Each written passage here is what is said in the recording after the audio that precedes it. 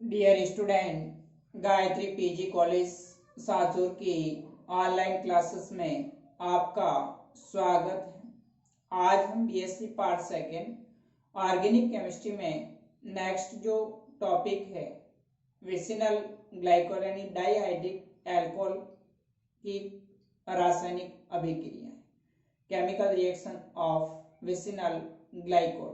तो देखिए, इसके अंतर्गत हमने जो पिछला हमारा लेक्चर था उसके अंदर कुछ जो रिएक्शंस थी उसके बारे में डिस्कस किया था, जिसमें हाइड्रोजन क्लोराइड के साथ अभिक्रिया है और सोडियम के साथ अभिक्रिया है, फास्फोरस हैलाइड के साथ अभिक्रिया है, एसिटिक एसिड के साथ अभिक्रिया है और नाइट्रिक एसिड के साथ में अभिक्रिया।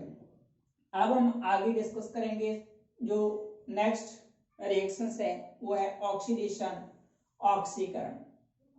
यानी जो विसिनल ग्लाइकोल है इसका जब ऑक्सीकरण किया जाता है तो ये ऑक्सीकृत होकर के भिन्न भिन्न उत्पाद देता है। अब इसमें एक चीज इंपॉर्टेंट है कि जब ग्लाइकोल का ऑक्सीकरण नाइट्रिक अम्ल HNO3 जो नाइट्रिक एसिड है HNO3 की उपस्थिति में करवाते हैं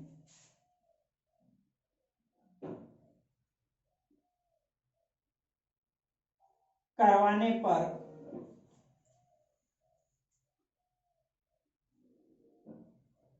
ग्लाइकोलिक एसिड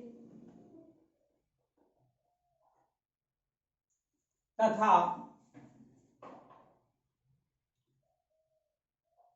ऑक्जेलिक एसिड प्राप्त होता है।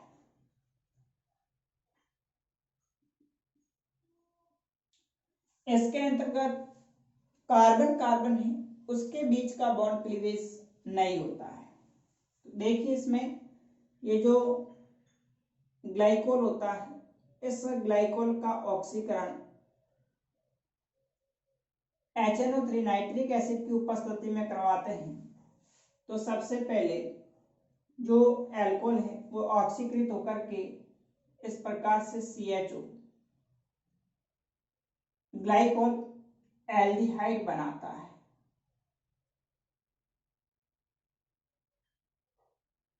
इस ग्लाइकोल एल्डिहाइड का फर्दर आगे जब ऑक्सीकरण करवाते हैं तो ये ऑक्सीकृत होकर के एल्डिहाइड समूह एसिड के अंदर कन्वर्ट हो जाता है और ग्लाइकोलिक एसिड बनता है। तो यहाँ आप देख रहे हैं कि नाइट्रिक अम्ल की उपस्थिति में ऑक्सीकरण से कार्बन कार्बन के बीच का बॉन्ड क्लीवेज बंध विखंडन नहीं हो पाता है। इस कारण से पहले ग्लाइकोल एल्डिहाइड बनता है, फिर ये CHO समूह ऑक्सीकृत होकर के COH में कन्वर्ट हो जाएगा फर्दर ऑक्सीडेशन से और ग्लाइकोलिक एसिड बनता है।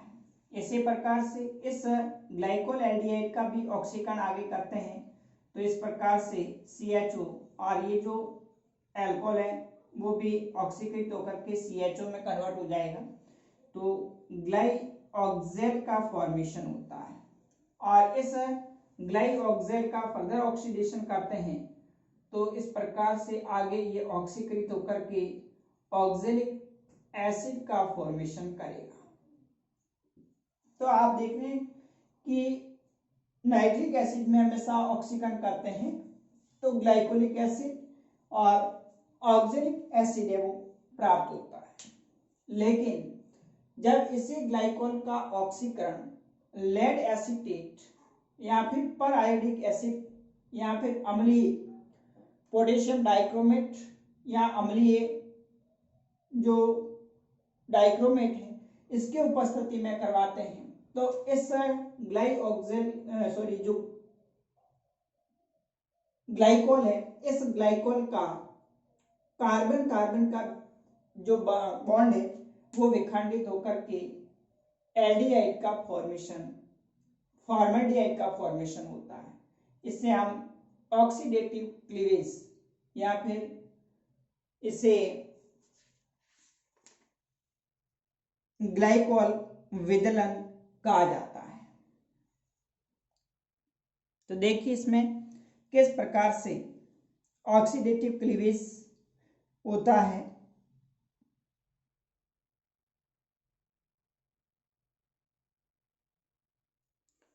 ऑक्सीडेटिव क्लीवेज के अंतर्गत जब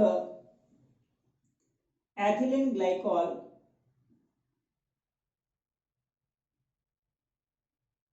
या जो ग्लाइकोल है विसिनल ग्लाइकोल का ऑक्सीकरण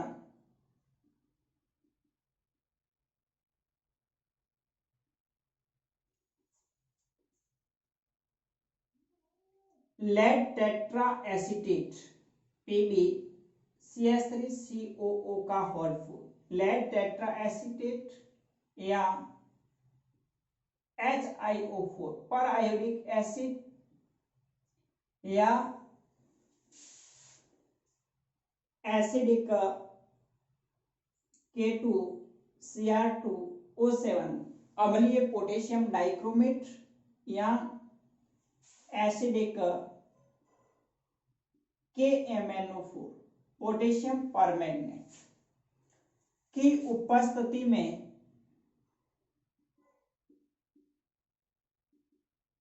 करवाने पर कार्बन कार्बन बंध विखंडन द्वारा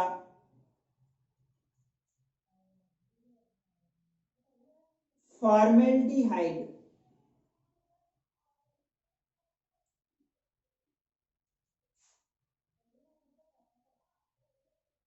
प्राप्त होता है। इस बंध विखंडन को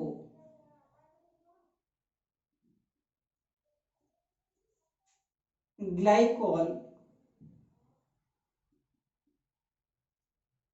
विदलन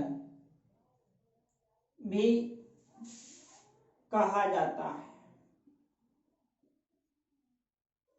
ग्लाइकोल फिशन या ऑक्सीडेटिव क्लीवेज, तो ये वेरी इंपॉर्टेंट, कई बार एग्जाम में क्वेश्चन पूछा हुआ है। ऑक्सीडेटिव क्लीवेज या ग्लाइकोल विदलन क्या होता है?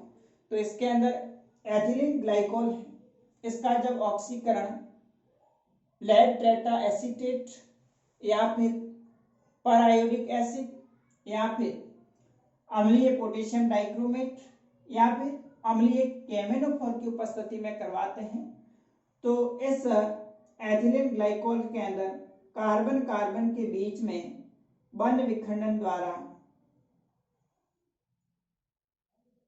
फॉर्मेल्डिहाइड का फॉर्मेशन होता है। तो इस बंध विखंडन को हम ग्लाइकोल विदलन कहा जाता है। देखिए इस प्रकार से लेड टेट्रा एसीटेट PbCH3COO का होल 4, इसके उपस्थिति में जब ऑक्सीकरण करवाएंगे तो ये ग्लाइकोल यहां से बंध विखंडन होगा और दो अणु HCHO फॉर्मेल्डिहाइड की प्लस PbCH3CO का होल 2 लेड डाइएसिटेट प्लस दो अणु एसिटिक एसिड की रिमूव हो जाते हैं।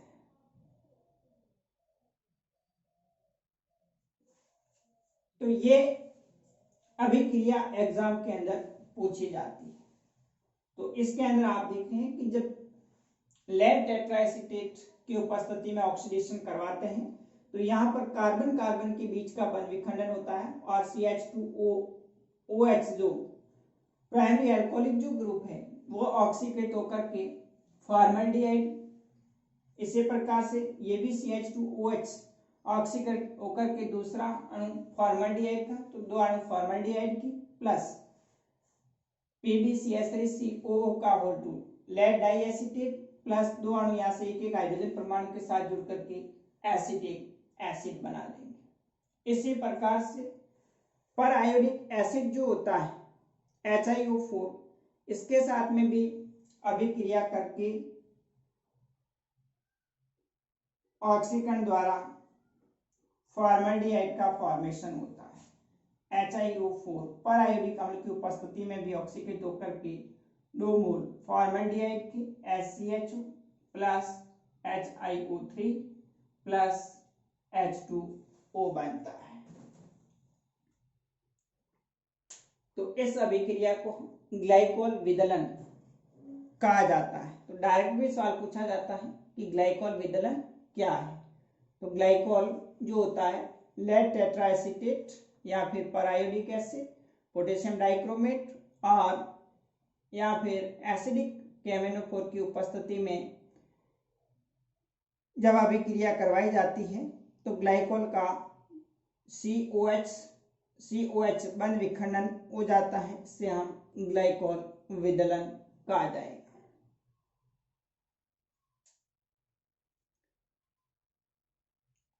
ग्लाइकोल अम्लीय KMnO4 और अम्लीय डाइक्रोमेट से भी ऑक्सीकृत होकर के फॉर्मल्डिहाइड, उसके बाद फर्दर ये ऑक्सीकृत होकर के फॉर्मिक एसिड का भी फॉर्मेशन करता है।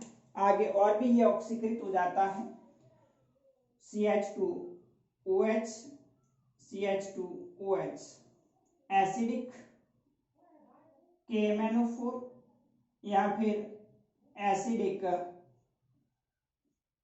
K2Cr2O7 पोटेशियम डाइक्रोमेट, इसके उपस्थिति में ये ऑक्सीकृत होकर के फॉर्मिक एसिड का भी फॉर्मेशन करते हैं।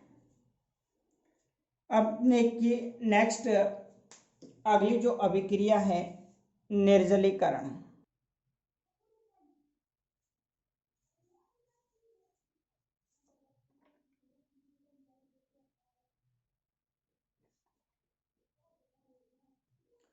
नेक्स्ट देखिए निर्जलीकरण, ये भी अभिक्रिया इंपॉर्टेंट है। निर्जलीकरण, जब एथिलीन ग्लाइकोल को अलग अलग रिएजेंट की उपस्थिति में से गर्म किया जाता है तो ये जल का अणु निष्कासित करके भिन्न भिन्न उत्पाद देता है।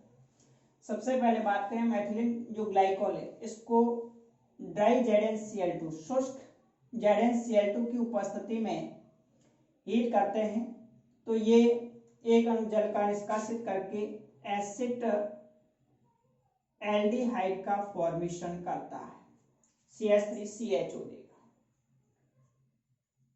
दूसरा, जब एथिलीन ग्लाइकोल को डायरेक्ट 500 डिग्री सेंटीग्रेड ताप पर गर्म करेंगे तो एक अणु H2O का मुक्त करके एथिलीन ऑक्साइड का फॉर्मेशन करता है।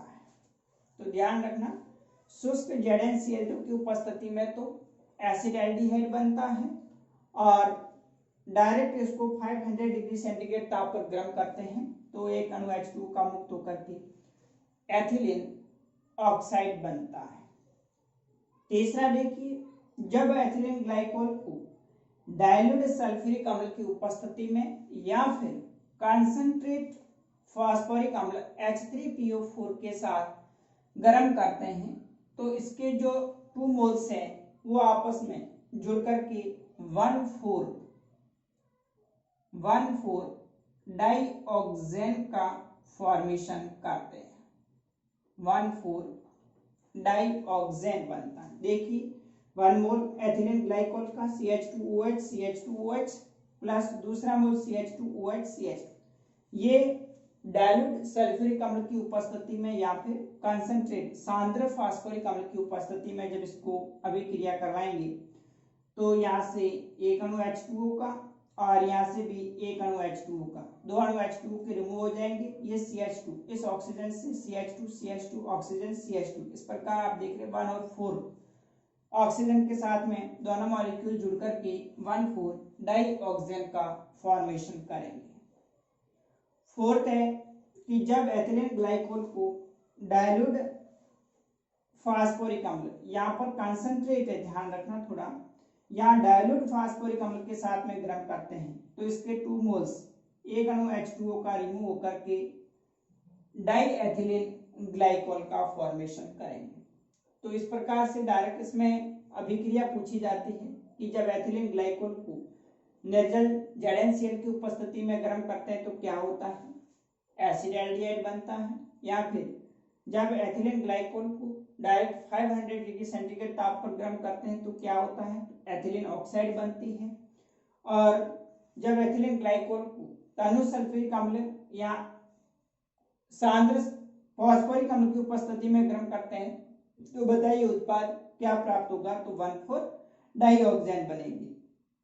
और डाइल्यूट H3PO4 की उपस्थिति में जब गर्म करेंगे तो डाइएथिलीन ग्लाइकोल प्राप्त होता है। नेक्स्ट बात करें हम तो कार्बोनिल जो यौगिक है उनके साथ में अभिक्रिया एल्डिहाइड और कीटोन, एल्डिहाइड के साथ अभिक्रिया करके एसीटेल और कीटोन के साथ अभिक्रिया करके कीटेल का फॉर्मेशन करते हैं।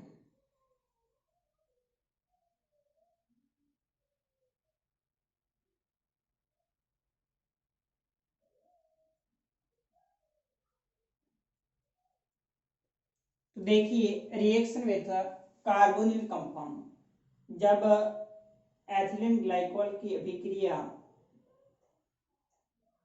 एल्डिहाइड के साथ में करवाते हैं RCHO सल्फ्यूरिक अम्ल की उपस्थिति में यहां से एक अणु H2O का रिमूव होकर के CH2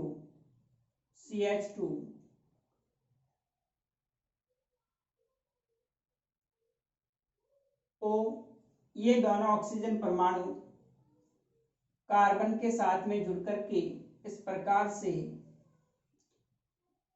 एसीटेल का फॉर्मेशन करते हैं, प्लस एक अणु H2O का रिमूव हो जाता है। इसी प्रकार से जब एथिलीन ग्लाइकोल की अभिक्रिया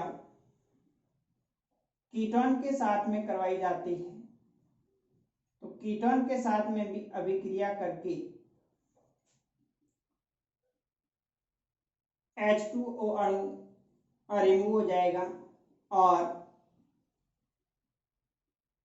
इस प्रकार से CH2 O CR